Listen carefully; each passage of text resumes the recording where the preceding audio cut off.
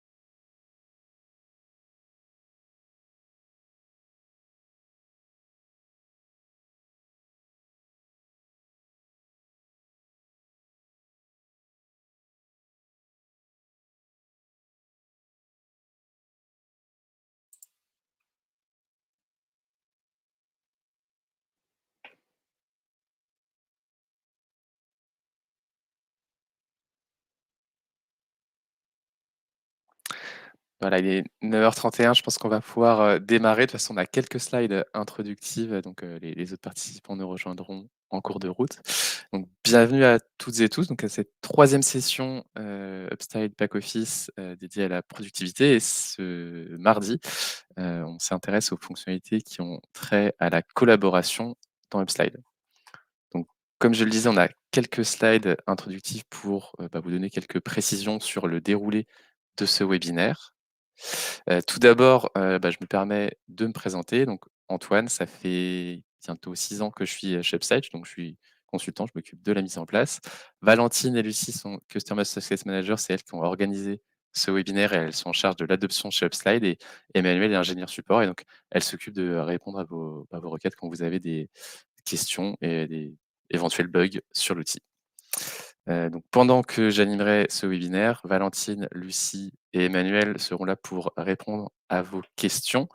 Et donc d'ailleurs, comment, ça va fonctionner? C'est assez simple. Il y a 3 onglets dans l'outil, Livestorm là qu'on utilise, dont un onglet questions que je mets en exergue ici, et c'est vraiment par cet onglet, que vous pouvez, les poser tout simplement. Également, donc petite astuce de passer en mode plein écran juste pour, profiter un petit peu mieux de ce webinaire. Avant de démarrer également, voilà, on voulait juste vous informer que cette session est enregistrée, donc l'idée c'est qu'elle soit disponible ensuite en replay, et comme vous participez, aussi à ce webinaire, simplement cet enregistrement vous sera automatiquement envoyé. Donc, au programme aujourd'hui, on a passé cette partie introduction. On va s'intéresser à plusieurs fonctionnalités donc dédiées à la collaboration dans Upslide. La première étant la bibliothèque. Également, on verra comment transposer, convertir ces diapositives d'une charte à une autre ou d'un document à une autre. Enfin, on s'intéressera à une troisième fonctionnalité qui sont les fonctionnalités de partage, donc des petits boutons, on va dire quick win, mais qui permettent de bien collaborer, quand on travaille à plusieurs sur tout ou partie d'un document. Et en bonus, on vous présentera une fonctionnalité que tout le monde n'a pas forcément, qui s'appelle la bibliothèque dynamique, qui va dans le même sens que la bibliothèque, mais plus sur des aspects credentials et CV. Et enfin, à l'issue, de toutes ces fonctionnalités qu'on aura pu voir, on se gardera, voilà, 5 minutes, de questions-réponses. Vous pouvez bien évidemment au fil, de ce webinaire poser vos questions dans l'onglet questions comme je l'ai montré, mais on se gardera 5 minutes à la fin. Donc pour démarrer, on va s'intéresser à la fonctionnalité bibliothèque. Donc la bibliothèque, c'est vraiment une des fonctionnalités clés, de l'outil qu'est Upslide. L'intérêt de cette fonctionnalité, qu'on va voir juste après, c'est qu'elle vous donne accès, en fait, instantanément à vos présentations, à vos dispositions types, vos logos, vos objets, vos zones de texte, enfin tout ce qui peut être utile pour construire, soit des documents avec des slides, soit des slides avec des objets. Hem Et donc cette bibliothèque, à quoi elle ressemble? Tout simplement, c'est un panneau latéral dans l'outil Upslide. Donc on va toujours rester dans PowerPoint dans cet exemple, mais idem dans Excel et dans Word, avec, 3 grandes parties. La première étant une barre de recherche, donc on va pouvoir filtrer par mots-clés, ce qu'on va voir, juste après. Une partie arborescence, où là, c'est plus une recherche classique, via des dossiers, des sous-dossiers, donc des pour aller chercher des collections d'objets. Et enfin, donc la partie basse qu'on trouve ici, qui est en fonction de ce qu'on a cherché dans la barre de recherche ou filtré dans les différentes collections d'éléments, ça affichera, les contenus qui en découlent. Ensuite, on pourra intégrer ces éléments. Donc, on va partir sur un petit exemple, rien de mieux, que la pratique pour regarder comment ça fonctionne.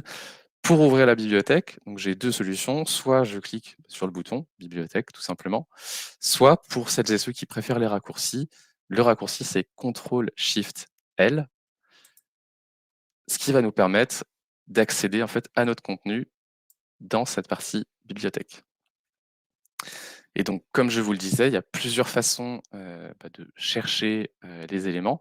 Le premier étant d'utiliser, voilà, cette barre de recherche. Donc là, je vais par exemple taper, Europe, je voudrais intégrer une carte de l'Europe. Ce qui se passe, c'est qu'avec ce mot-clé, je vais filtrer, parmi tous les éléments qui sont disponibles dans la bibliothèque. Donc ici, on voit que tous les éléments, heu, qui sont filtrés via ce critère, c'est ceux qui se trouvent dans cartes et drapeaux. Et donc, bah, j'ai trouvé l'élément qui m'intéresse. J'ai à nouveau plusieurs façons de les intégrer. La façon la plus intuitive, c'est vraiment d'opérer un glisser-déposer sur la slide et de cette façon-là, bah, j'ai simplement mon objet qui se positionne. Autre façon de rechercher, donc là je vais enlever ces éléments de texte, c'est d'aller dans les dossiers et sous-dossiers. Donc ici, je vais aller chercher dans le dossier, voilà, carte et drapeau, dans ce dossier drapeau, dans ce dossier Europe. Donc je vais descendre vraiment, en granularité et bah, j'ai simplement ensuite, voilà, des éléments filtrés qui s'affichent. Donc là, je suis assez descendu en granularité, donc je n'ai plus que 9 éléments qui sont trouvés et là encore, bah, je vais pouvoir glisser-déposer mon objet et là, ça reste un objet, tout à fait classique qu'on peut redimensionner, qu'on peut repositionner pour continuer à construire notre slide.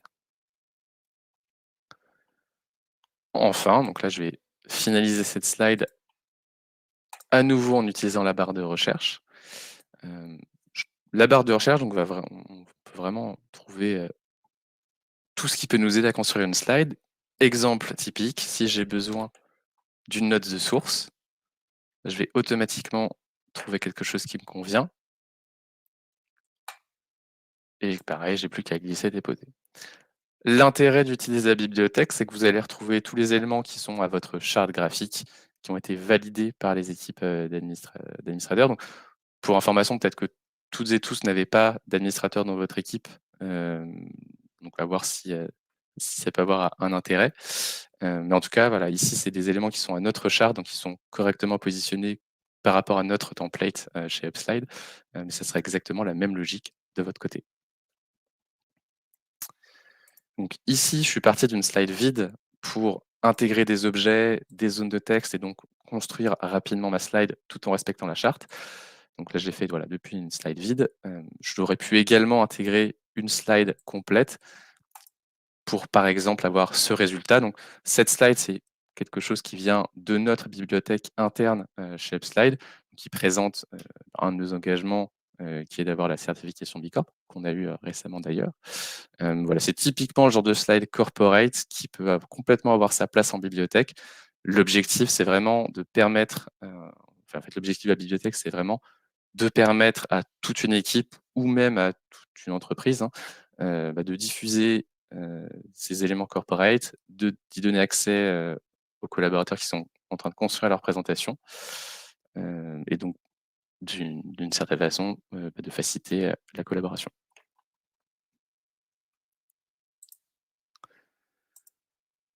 Donc voilà, pour résumer, la bibliothèque, c'est vraiment la fonctionnalité principale de collaboration dans Upslide.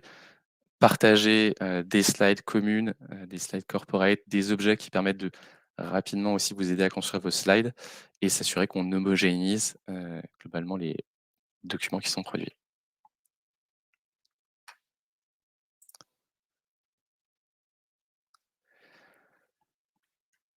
Après donc avoir vu comment on peut intégrer des slides qui sont déjà à la charte depuis la bibliothèque, maintenant on va s'intéresser à une autre fonctionnalité, donc le convertisseur de diapositive ou slide converter, ça dépend comment on veut l'appeler, et on va voir comment ça se passe quand on veut transposer des slides qui ne sont pas, à la charte qu'on souhaite, utiliser. Donc le slide converter, pour résumer, c'est un outil de conversion de slide. Ce qu'il va faire, c'est qu'il va automatiser, heu, énormément de choses pour ne prendre uniquement le contenu des slides et l'envoyer sur un nouveau template. L'intérêt, c'est ici, je suis sur une charte graphique, Upslide. Je souhaite transposer les quelques slides ici vers une autre charte graphique. Voilà, on va voir comment on s'y prend. La première étape, et c'est quelque chose que je dis souvent, dans Upside, c'est que tout fonctionne à la sélection. Donc c'est de sélectionner, les slides que vous souhaitez migrer. Donc ici, les slides 12 à 14. Ça, c'est vraiment la première étape. La deuxième étape, ça va être de se rendre ici dans le ruban Upslide, dans Slide Converter. Donc ça va vous ouvrir un menu déroulant où vous avez la liste des templates, disponibles. Par exemple, ici, on en a un certain nombre. Et je vais choisir, de convertir ces slides vers un, de ces templates, en l'occurrence, le template ici, pyramide. Donc ce que va faire Upslide, c'est qu'il va prendre le contenu de toutes des 3 slides qu'on avait sélectionnés et il va les convertir. Donc il va adapter les couleurs, les polices éventuellement. Voilà, on voit ici que les slides se sont adaptés. Le logo en haut à droite a été, modifié. En fait, simplement, il a pris le contenu et il l'a positionné sur un nouveau masque. Donc l'intérêt, c'est de préserver toute la partie, automatisation et égal aussi de respecter la charte.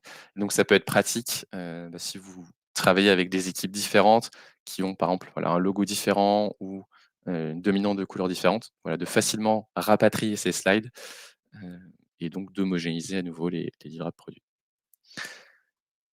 Pour information, le slide converter, c'est une fonctionnalité qui automatise un certain nombre de choses. On reste quand même sur une logique de 80-20. Donc 80 d'éléments qui sont faits automatiquement. Il y aura quand même toujours, un petit peu de retravail à faire. Exemple, sur cette slide, je suis peut-être pas forcément très content, de cette couleur-là, avec le texte en blanc. Idem, ici, j'ai des textes qui sont en gris très clair, donc ça a adapté les couleurs, mais je vais peut-être avoir, quelques éléments à faire évoluer.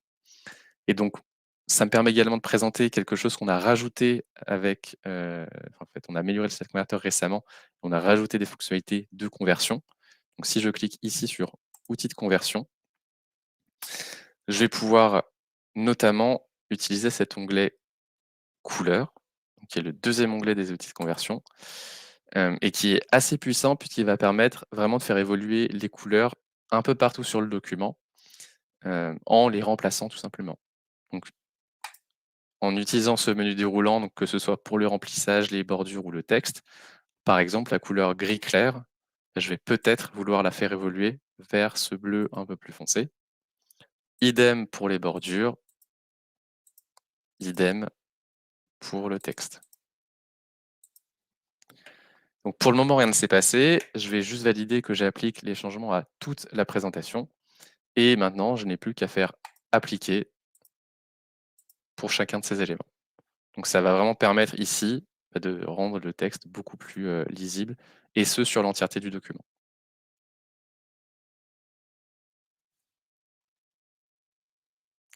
Donc cette fonctionnalité de slide converter, vraiment, l'intérêt, c'est dans le cadre d'un travail entre différentes équipes ou dans le cadre d'un changement de charte où vous avez beaucoup, de slides à transposer vers votre nouvelle charte graphique. L'intérêt, c'est que ça va vraiment automatiser une grande partie du process, donc faire gagner du temps, sur ces sujets-là, et du coup, dans le cadre d'un travail entre équipes, améliorer la collaboration si vous ne travaillez pas exactement sur, le même template ou les mêmes documents de travail.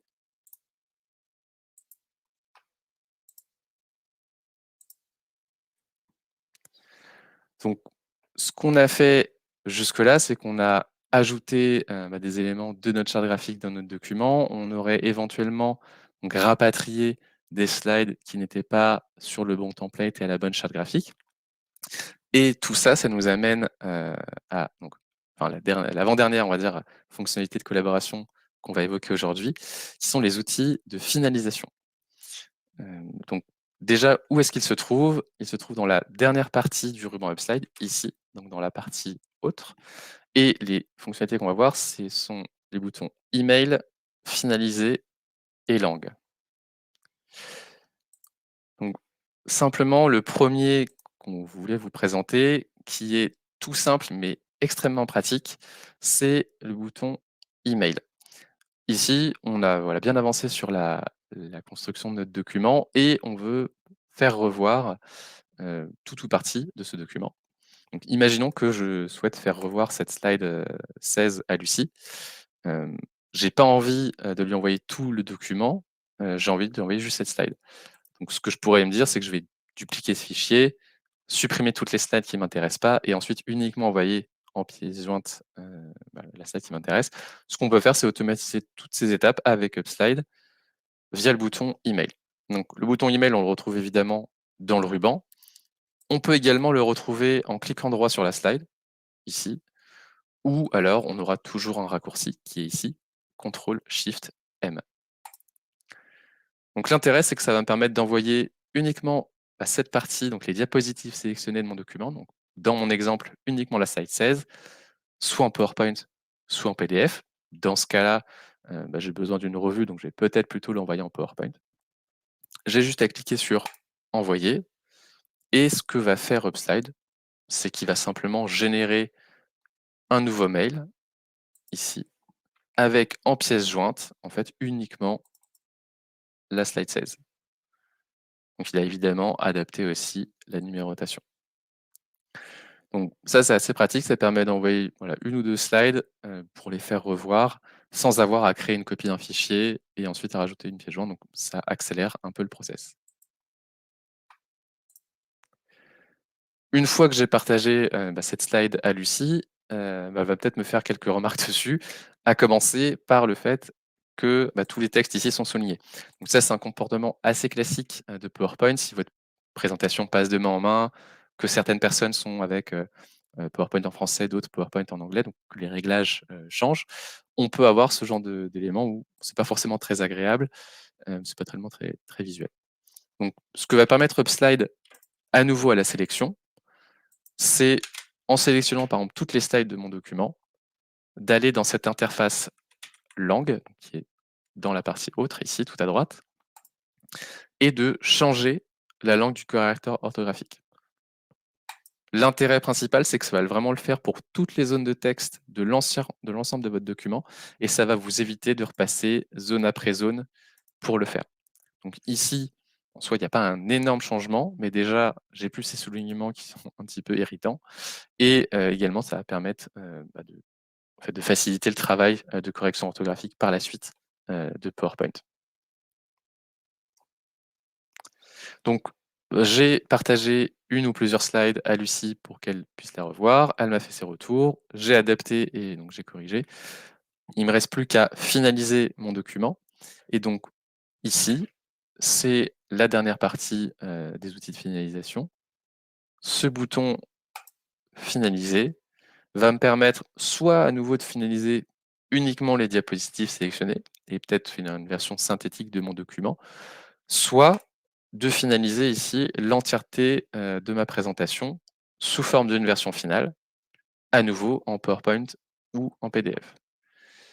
On peut également aller un petit peu plus loin en demandant, donc ça c'est d'autres fonctionnalités qui ont été vues dans d'autres webinaires ou peut-être que vous connaissez déjà, mais par exemple en rafraîchissant la table des matières, supprimant les renvois si vous en aviez créé, et aussi on pourra supprimer tout ce qui est lien depuis des sources de données externes, donc notamment Excel ou Power BI, ce qui va nous permettre simplement de générer un PowerPoint vraiment une version finale, une version arrêtée sur laquelle on ne reviendra pas. Donc en validant, donc, ce qui va se passer, c'est que tout simplement, hop là, petit effet démo, voilà, tout simplement, Upslide va à nouveau rafraîchir la table des matières, faire toutes les petites actions qu'on lui a indiquées. et de cette façon-là, on va obtenir une copie de notre fichier.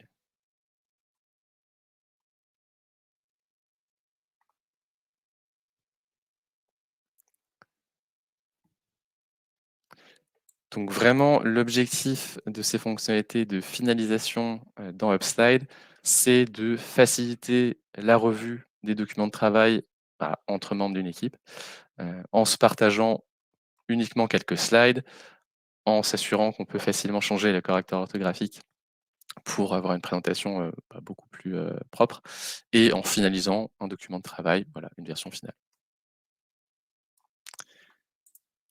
Donc on a vu pour le moment les principales fonctionnalités, on va dire natives d'Upslide, en termes de collaboration. Ce que je vous propose à présent, c'est donc de vous présenter une fonctionnalité que peut-être certains d'entre vous utilisent, mais en général, c'est pas la majorité. C'est ce qu'on appelle, la bibliothèque dynamique. Donc ça va permettre, notamment dans le cadre de propositions commerciales, de pitch book, en fait, d'insérer des références ou des, CV, des biographies, heu, tout ça sans quitter PowerPoint, simplement à travers un autre onglet dans l'interface bibliothèque.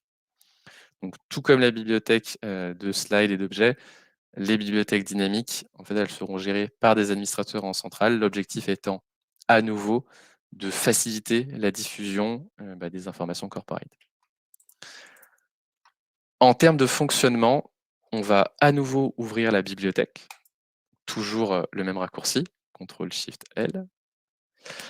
Ici, à la différence de ce qu'on a vu précédemment, on va s'intéresser aux tombes, donc à un onglet différent. Donc à nouveau disclaimer, bah, si vous n'avez pas, aujourd'hui bibliothèque dynamique, vous n'aurez pas cette interface avec différents onglets. Donc dans cet exemple, donc ce sont nos tombstones, en interne. Comment ça fonctionne? C'est toujours un peu la même logique, sauf qu'ici dans la partie haute, au lieu d'avoir une arborescence, on va avoir des filtres à compléter, puis à appliquer. Donc on va pouvoir renseigner quelques filtres et dans mon exemple, je voudrais tous, bah, les tombstones qu'on a ajoutés en français depuis 2021. Donc à partir de là, j'ai plus qu'à appliquer et parmi les 300 tombstones qui étaient initialement disponibles, j'en ai plus que 7 ici, qui s'affichent. Ce que je peux également faire, c'est choisir quel format je souhaite appliquer. Donc dans, notre cas d'usage interne, on a 3 formats principaux, un tombstone assez classique, un format, étude de cas et un format où on a uniquement le logo. Et donc dans ce cadre-là, on va juste sélectionner les tombstones qui nous intéressent. On peut prendre les 7. On peut aussi, se dire: «Bah, j'en enlève un». Tout ça dépend. Encore une fois, tout reste à la sélection et ce qu'on va pouvoir faire, c'est insérer ces tombstones et donc l'intérêt ici, c'est qu'Upslide va automatiquement, bah, insérer déjà les bons, et surtout, il va correctement les disposer en combinant avec la fonctionnalité arranger, qui permet, voilà, d'harmoniser, la mise en place, de ces tombstones. Donc en quelques clics, j'ai pu trouver les tombstones qui me semblaient cohérents et les insérer sur mon document et donc cette logique de tombstone fonctionne également avec une logique de CV, donc je vais rapidement revenir dessus. Mais ici, on peut avoir, voilà, un autre onglet distinct, qui va fonctionner exactement de la même façon avec un ensemble de filtres. Donc par exemple, si je voulais chercher l'équipe Client Solutions à Paris, bah, on pourra retrouver Valentine, Lucie, et moi-même.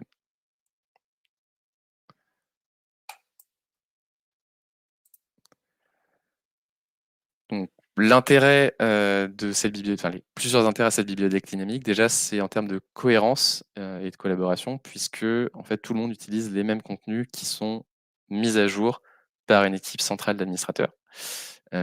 Également en termes de recherche et d'insertion, ça va extrêmement vite. On combine plusieurs filtres et on trouve tout de suite les bons éléments, que ce soit en termes de tombstone ou de CV. Et également, sans aller trop dans la technique, mais en termes de maintenance, c'est quelque chose qui est assez simple pour les administrateurs. Il y a plus besoin en fait de construire les CV ou les tombstones à la main. Tout est généré automatiquement, via Upslide. Plus qu'à mettre à jour la base de données et ensuite ça se génère automatiquement.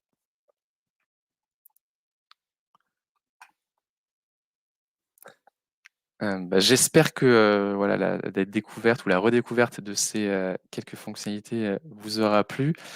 Avant de partir, je voulais quand même, bah, vous inciter à, si vous avez un quelconque problème technique ou une question technique, à utiliser le ruban aide, donc avec soit contacter le support et donc vous pourrez, échanger avec l'équipe support, donc notamment Emmanuel, mais aussi, les 4 autres personnes maintenant qu'on a au support, qui sont top et qui vous répondent en général en moins d'1 heure, qui sont dans nos bureaux. Donc vraiment n'hésitez pas à les solliciter et déjà on les remercie d'avance.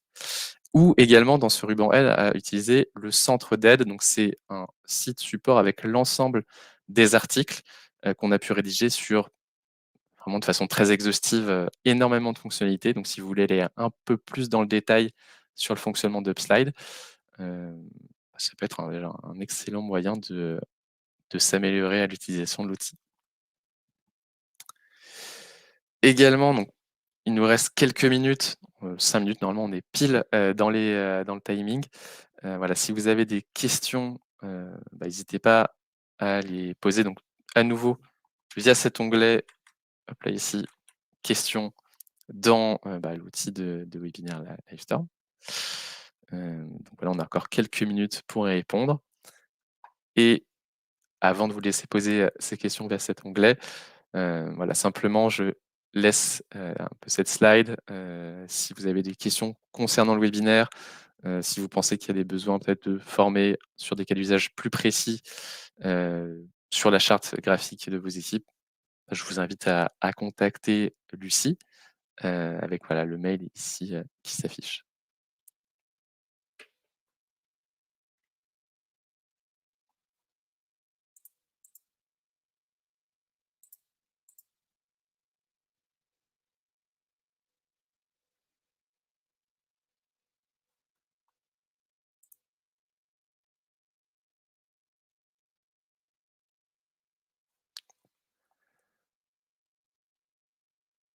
Donc voilà, il nous reste quelques minutes. Si vous avez besoin d'aller dans de rejoindre une réunion, normalement vous avez le temps et sinon on reste, disponible, avec toute l'équipe, pour répondre à vos questions.